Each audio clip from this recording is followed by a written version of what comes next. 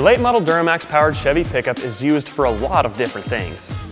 If there was something you could install on your truck that would make it more thrilling to drive, decrease turbo lag, and increase bottom end and mid-range torque at the same time, you'd probably want to know about it. PedalMAX by JMS is made to do just that. PedalMAX is the industry's first solution to delayed throttle response in newer trucks caused by electronically controlled throttle bodies. Because PedalMAX is a plug-and-play product, it only takes minutes to install. And it gives your truck extra power and less turbo lag in just minutes.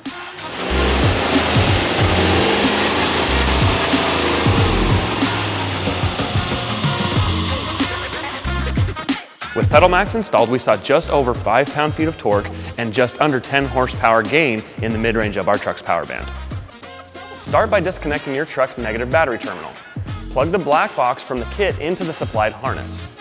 Locate your car's accelerator pedal assembly and the associated pedal sensor under the dash. Unplug the factory harness from the pedal and plug it into the PedalMAX harness. Reconnect your negative battery terminal, and you're finished.